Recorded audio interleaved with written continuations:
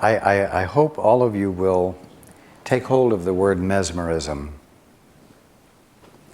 because it clearly identifies something that is actively going on in the world these days, overtly, but it's been going on constantly, just as a matter of the way the ego functions.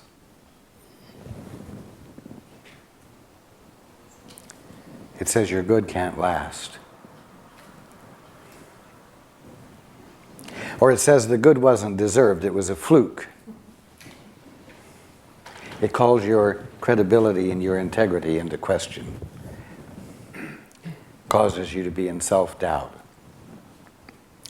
And that's where you have to be willing to be still and let God witness to the best in you by uncovering to you, in the withinness of you,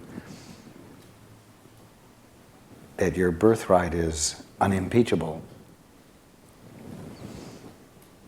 that it forever will be, forever is, unchangeably.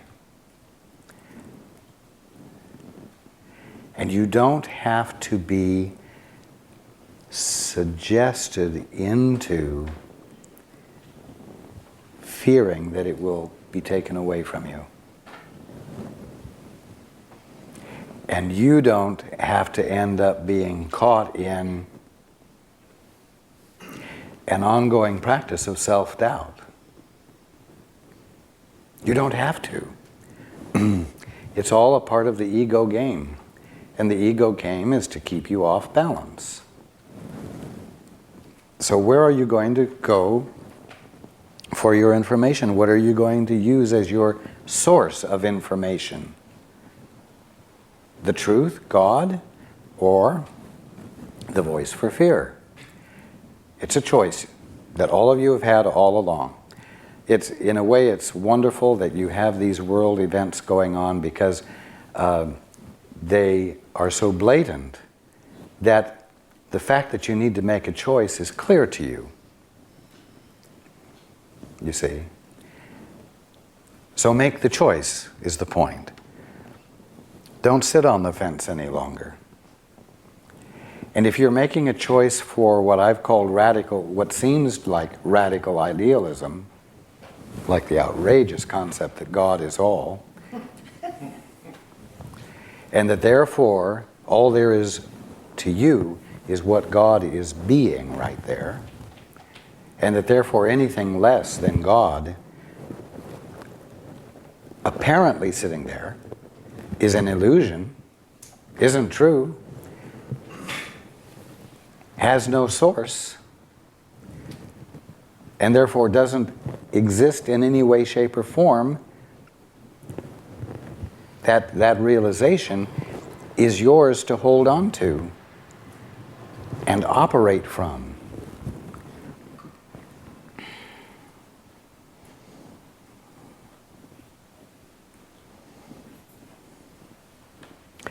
So the ego says, whispers in your ear, well, you've fucked things up before.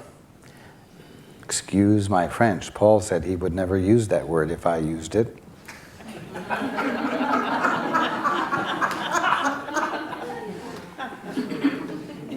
He did good.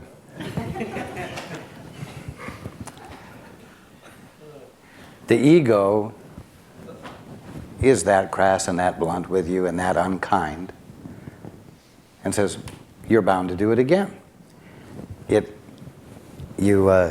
You recognize the falsity of one thing it says, and it finds another one. It finds another button to push. Yeah. And I used that word on purpose, and I'm pointing this out on purpose so that you can recognize that in any way that you defuse the ego, any time you defuse the ego, it recognizes that's not a ploy it can use, and it finds another one. So you can be pretty sure that it's going to come up with another one of the ones that has worked in the past. So, as I brought out at the last gathering, it can't enforce its suggestions. All it can do is just put in the air a lie, which then you must pick up and energize in order for it to seem to affect you, or in order for it to seem to be real. So I'm pointing this out to you, not to show that you're constantly under attack, but that this senseless ego, this stupid ego, thinks, and I'm using that word loosely, that it can get this daughter of God one way or another, you see. And I'm saying to you, you're a daughter of God, and you don't have to listen to that voice or validate it. You can recognize how it operates, but you can say, I'm too busy for that. Period. I was going to say it. Less dirty word, but I Made didn't the point. need to. Okay. So, embrace your good. It's your birthright to experience it. You are, at this very moment, and you can call this radical idealism if you want, but you are at this moment the innocent daughter, the innocent current expression of God. And that is the fact, that is the realism, not the idealism. And you need to be willing to embrace it as actually real, so that when the ego suggests that you are less than that, and that you will ruin things for yourself, you can laugh at it.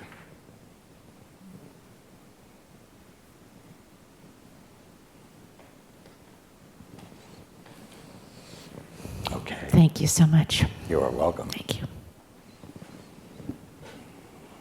Man, this is me, Paul. That just rolled off my lips faster than...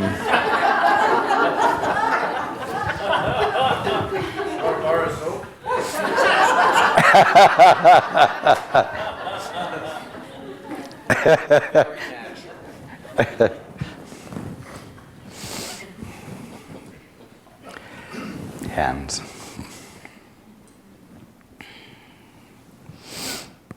The gentleman over here.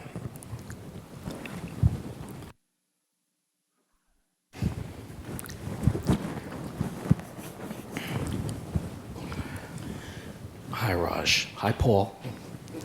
Good afternoon. Good afternoon. I want to address this issue more about the habit of control. Well, I'll tell you right now, you're already honoring it too much by using those words, but continue. Okay. It's good to recognize that control issues are habits, but the word habit implies something difficult to let go of. And so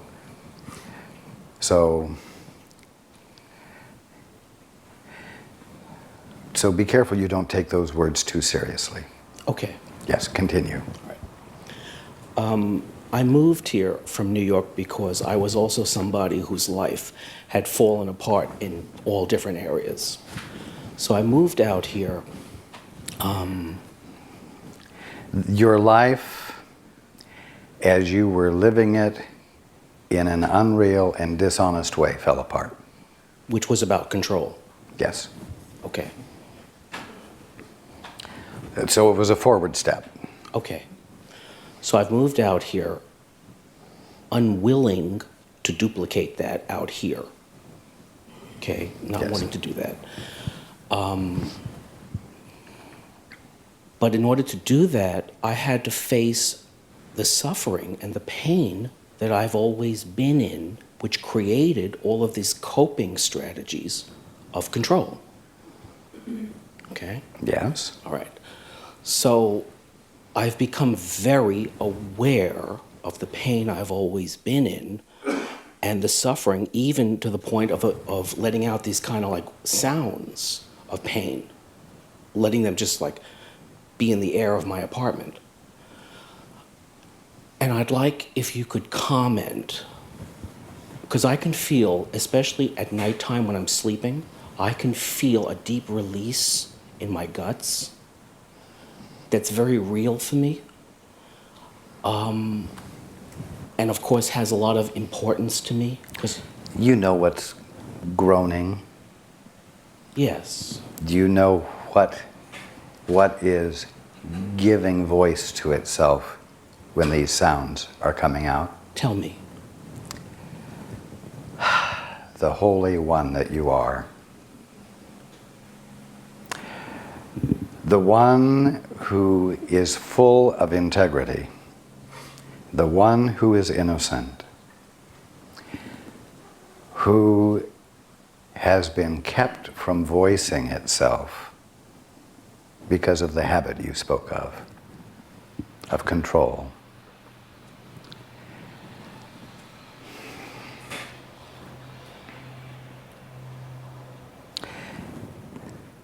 It's like at one time or another, all of you have become so frustrated with the situation that you're in that you would love to be somewhere where no one could hear you and you could yell/scream from the tips of your toes. And you think, oh, I'm going crazy. I'm losing control. Doing this is not a good idea. But what it is your inherent integrity, which never went anywhere, that has been ever present, but disallowed from expression, saying, I am.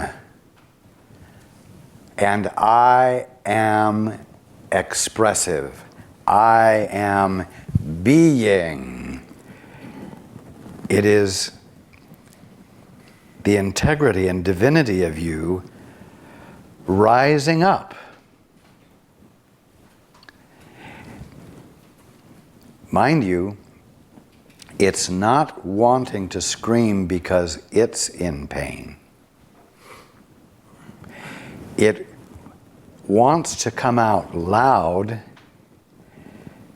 because it is the total presence of you that it joys in voicing. And what it's doing is it's pushing against the cork, which is all the bad feelings.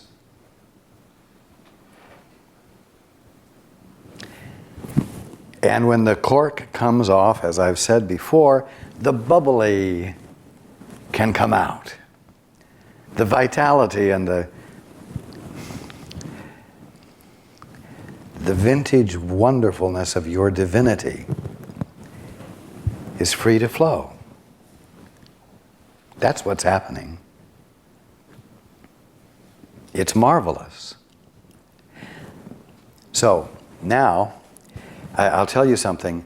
Whether you interpret the sounds that are coming to be the hurt part of you, which isn't true, but whether you interpret it to be that, or whether you interpret it to be what I've just told you it is, it will come out. And the cork will pop out. And once the cork pops out, you will experience an influx of the love of your being, embracing you and showing you that what was being expressed wasn't all the hurt, but the joy of your essential being that was insisting on getting rid of the cork, which was constituted of hurt feelings. So it will happen one way or another, but I will tell you this. If instead of thinking that it's the hurt Mitchell expressing its anguish, if instead of interpreting it as that, you will say, wait a minute, Raj said that it's my essential divinity, my essential being, expressing itself because that's its divine nature, and that what's actually under all of this hurt is joy coming forth, you will become less resistant to its coming forth. Which means that if you want to say that you're the bottle that the cork is in, that the bottle relaxes a little bit so that it's not holding the cork as tightly, and the cork can slip out more easily. So you have an advantage now that you don't have to misinterpret what's coming out to be the you that's been full of hurt. You won't have to resist it. And you can say, yeah, to the bubbly that's behind the cork and pushing the hurt out. When the cork comes out, the hurt will be gone. You won't have to process it. It will be gone.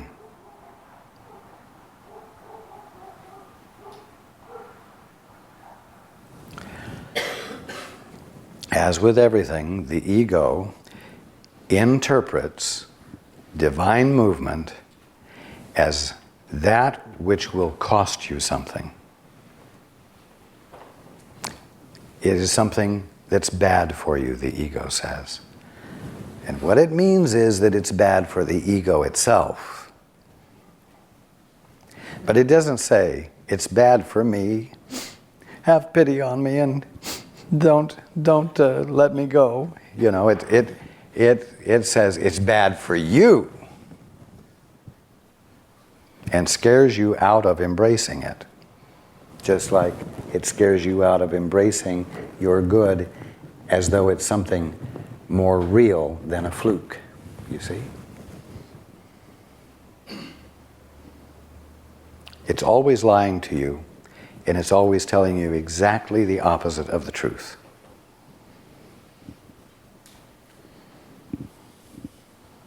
So, what you're telling me is that you're on the point of breakthrough, not breakdown.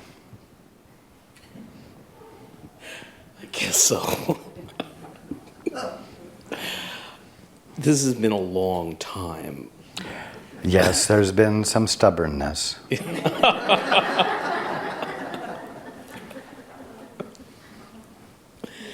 But, see, I'm not confused, and so when I say it's been stubbornness, I haven't been saying, Mitchell, you have been being stubborn. It's the ego which is stubborn. I recognize that you are the bubbly behind the cork. You see? And it hasn't been stubborn at all. You aren't stubborn. The ego is stubborn. The habit is stubborn. But you're not a habit.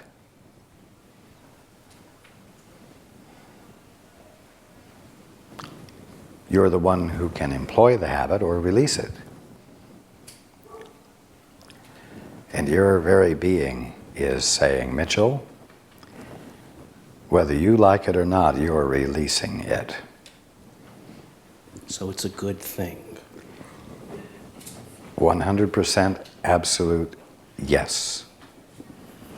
Okay. All right. You will not collapse in a heap,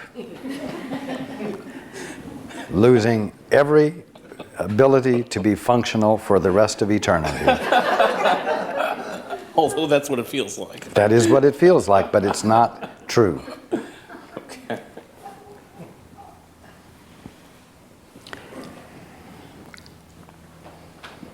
Well, thank you. You are welcome.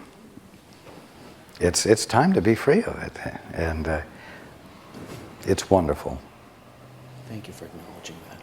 You are welcome.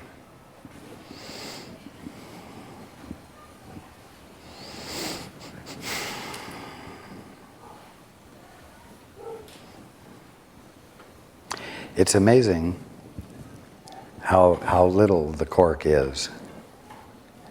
All of your corks are really little by comparison with the infiniteness of you that seems to be blocked behind it. And all that keeps it in place is the attempt to be in control, the attempt to maintain the status quo, which means keep yourself as tiny as possible. You see? Oh, don't get into the flow of the movement. Don't get supple now, so that you can feel that you are capable of tenderness, among other things. The cork is fattened up by willfulness. That's why the answer to your problems is, thy will, not mine, be done. You see? Because the minute you stop asserting personal willfulness to hold your habit in place or to keep the status quo, the cork loses its fullness, it shrinks. And mind you, it isn't just water behind the cork, it's bubbly. It is the movement of expansion itself. So the moment willfulness subsides and the cork shrinks a little bit, it pops out by virtue of the nature of what's behind it in the bottle, you see? That's why I say you're bound to wake up. Ultimately, you have no choice. There's no alternative.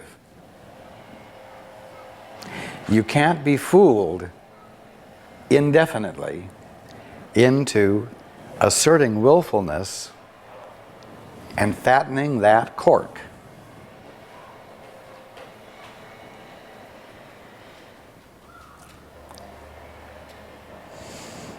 Glory, hallelujah.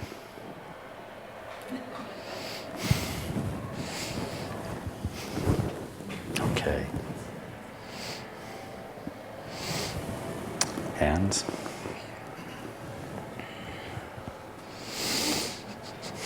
The gentleman in the back against the wall.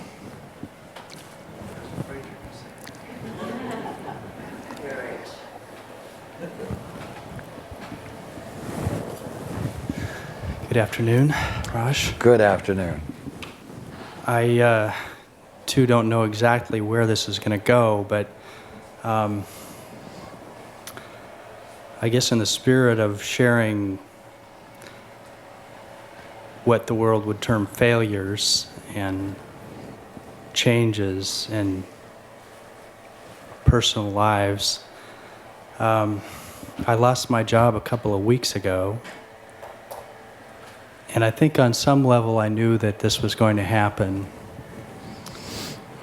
Nonetheless, it felt like sort of being punched in the stomach. Sort of being Punched in the stomach. Or actually, earlier today, the image that came to mind was like a piñata being whacked by a stick. And I guess my question to you is... Isn't it interesting? Is there going to be any candy around?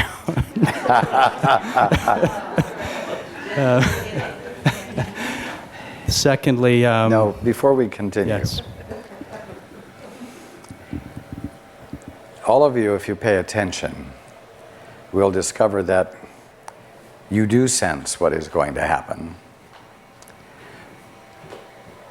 Or you even know what is going to happen. And then when it happens, you get into this game of insulted feelings. As though, how could you surprise me like that? When it was no surprise at all. And no response of that sort was needed. And what it amounts to is that you become sidetracked by this irrational response. You become sidetracked from seeing where this movement is leading you, being able to ride the wave and stay with the movement, so that you might more quickly experience the transition from one fulfillment to another. You see? So I've taken a lot of words to make clear that the game of reaction is a game. And it's a complete waste of time, even though you still think that self-righteousness feels good. It's a waste of time. And what it causes you to do is to lose sight of the wonder of the ongoingness of being. And if you lose sight of the ongoingness of the wonder of being, you lose confidence in being itself. Until things get so rugged that you finally have to reach out beyond yourself, and being, with a capital B, comes through for you, and you're refreshed in your wonder at being. Yes? As I said, I do believe that I knew this was coming. In fact, I shared this with various people in my place of employment. I was definitely reactive when it did happen, but